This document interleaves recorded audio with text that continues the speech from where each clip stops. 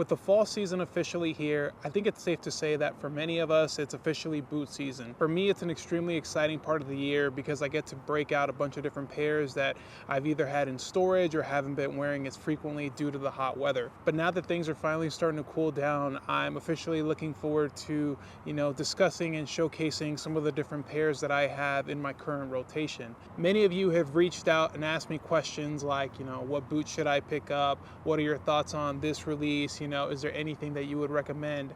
And to me, like I've already discussed in other videos, there's 4 key boots that I believe, most people that are extremely into Visvim tend to gravitate towards. For those of you that have been following the channel for quite some time, you already know what my favorite boot is. I had previously done a raking video with all the different boots I had in my collection at the time. But one of the things that I realized is that I've never really made an official video dedicated to my favorite pair of boots from Visvim. Visvim started off as a footwear company. By this point, we all know that to be the case. And while boots aren't necessarily their, the first product that they made, I believe it's one of the items that they've become synonymous with. We associate Visvim with Goodyear welting, we associate them with exceptional materials, and their designs overall are a unique blend of both tradition and modern, techniques. And so I think it's really important to highlight some of the different reasons on why I believe that this pair of boots is the best one that Visvim has ever released. At this point, I've been buying from Visvim for close to a decade now, so with that, I've experienced hundreds of different products. The footwear items, I've been able and fortunate enough to go through several different versions of various boots and footwear items. And so this isn't necessarily coming from an objective perspective, right? I can easily say this is the absolute best boot of all time and this is just what it is. But I know that these type of videos are very subjective, and so I want you guys to keep in mind, while this may not be your favorite pair, it is mine for some of the reasons that I'm going to highlight. So there's 3 things that I take into consideration when purchasing a boot, and the first thing above all else is going to be style. While that might be controversial to some, I believe that there's no point in having the highest quality materials or the most comfortable pair of boots if you're not going to actually want to wear it. If it doesn't fit in with your style, if it's not something that makes you gravitate towards it or that you're passionate about, it kind of just ends up sitting. And for reasons that I'll get into, to me, style is going to take precedent over many other things. The second item that I'm going to take into consideration is going to be quality, both of materials and of construction. The reason for me that this doesn't rank as high as style is because while I have been able to experience boots that some could consider are a higher quality than those provided by Visvim, the style of them never made me want to either pull the trigger or wear them for an extended period of time. So even though, and I know so many of us have fallen victim to buying the absolute highest quality of whatever item or garment we were interested in, just to be disappointed with either how it looked, how it fit. And so for me, while it is important to purchase products that you'll be able to wear forever, I think that it comes second to the overall style. And the third item that I think is extremely important when it comes to purchasing, especially at this price point, is going to be comfort. Now, the reason why I rank comfort last, and I know for so many people, comfort is probably the #1 thing, I think we can all agree that at some point we've had an experience where we put up with wearing an uncomfortable footwear item just to be able to, dress a certain way, look a certain way. And so comfort is one of those things that I believe people are willing to sacrifice if, a certain item meets their style criteria or their craftsmanship or quality criteria. So for me, it's one of those things where while comfort is, very important and it's something that I do take into consideration, I definitely am picking style and, quality of both materials and construction before I'm thinking of comfort. So maybe that'll change as I get older, but at this point, I think I'm pretty set in my ways. As mentioned earlier, there's 4 main pillars from the brand that I believe most people gravitate towards, and I've already discussed it in depth in several videos. But at this point, for those of you that are new to the channel, I just want to re-emphasize what I believe for the most part is going to be the selection that other people make. That's the Virgil boot, that's the Brigadier boot, the 2 boot, and the Grizzly boot. I've had experience with all of these different models to some capacity, with the exception of the Brigadier.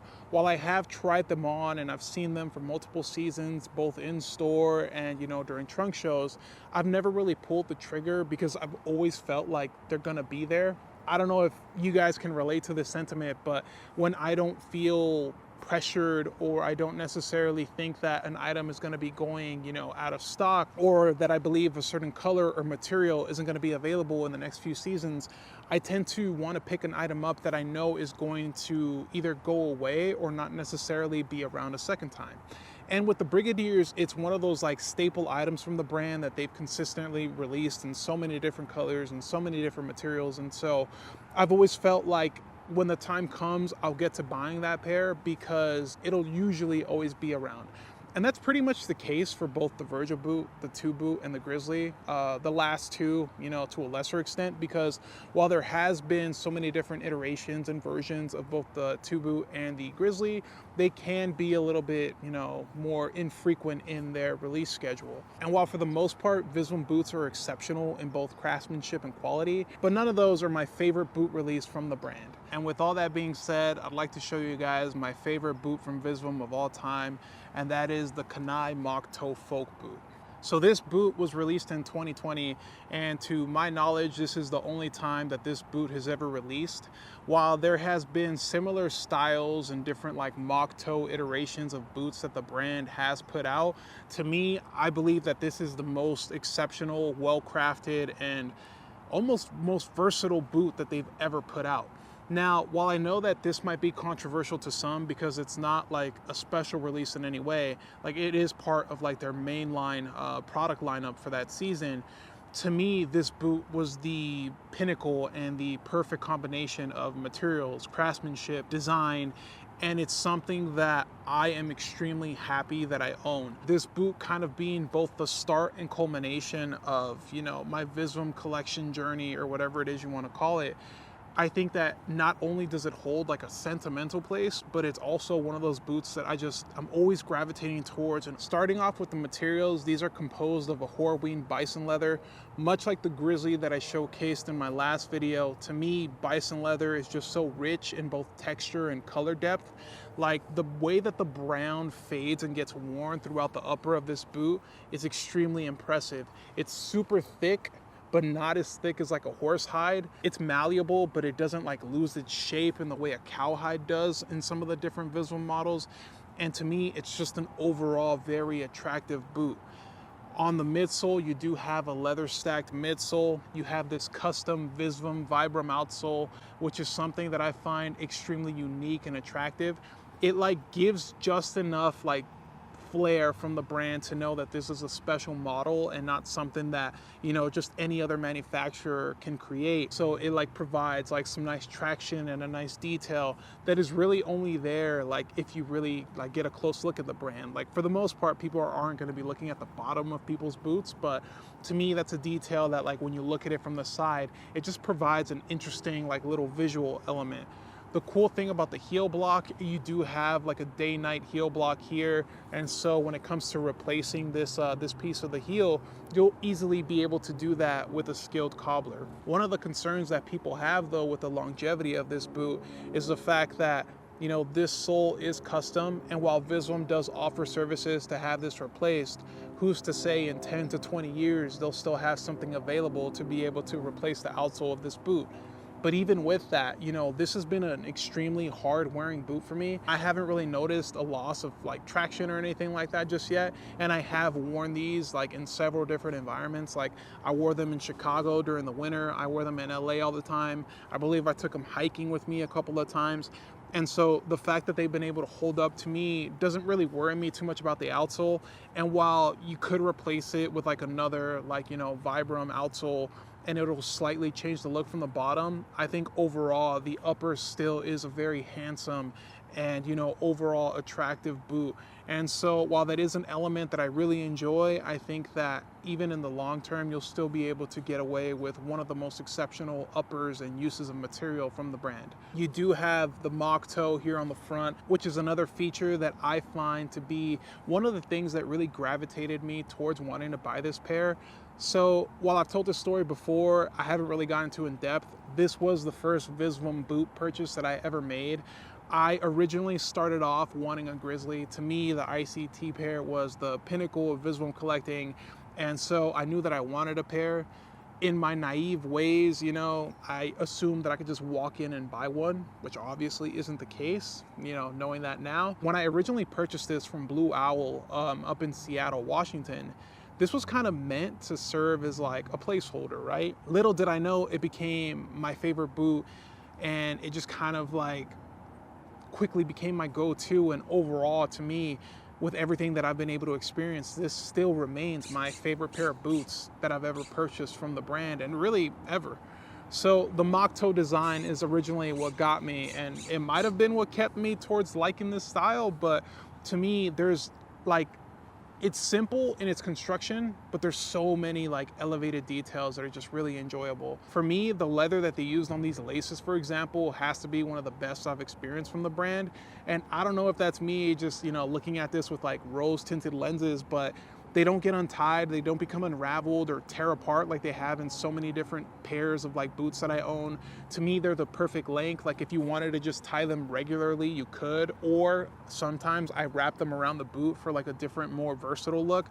And so there's so many different ways that you can wear this, while it remains like just an overall simple design. The grommets are this like brass gold color, which I've mentioned before in some videos that people point out that they don't like. But to me, it really brings out the richness and the depth of like the upper and the brown. The interior of the boot is fully leather lined. It's extremely like comfortable. Like, I don't know if you guys can tell how like pliable this material is, but it doesn't feel like cheap. Like it doesn't feel like it's gonna tear up on me. It just feels like it's conformed to my foot. And it's just overall like comfort is just outstanding.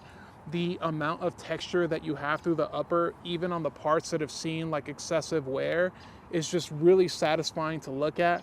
It's like you can definitely feel the quality with this pair, and the fact that there's a 360-degree Goodyear welt lets you know that you'll be able to replace this outsole whenever it is you need to.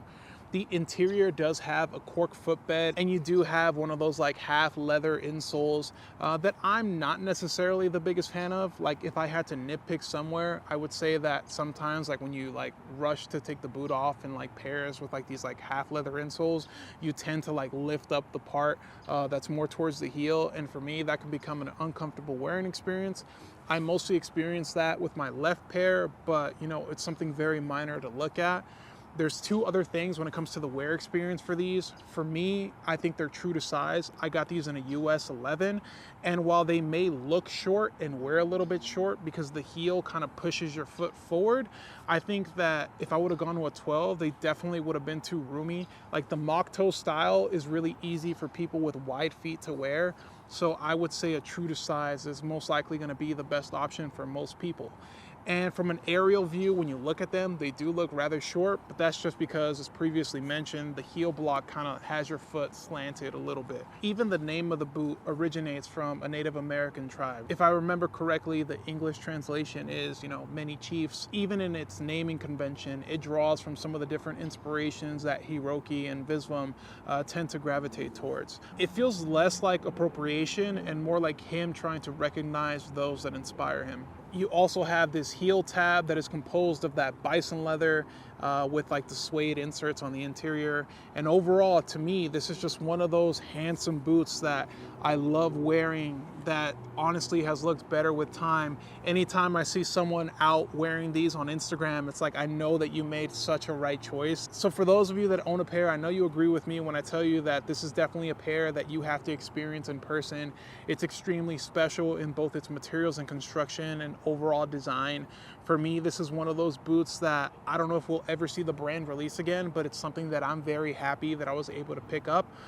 And when I see them online, they are criminally underrated. I've seen some sold on either Grailed or eBay for $400 to $500. Even some of the like less worn pairs I've seen for around the $600 to $800 mark.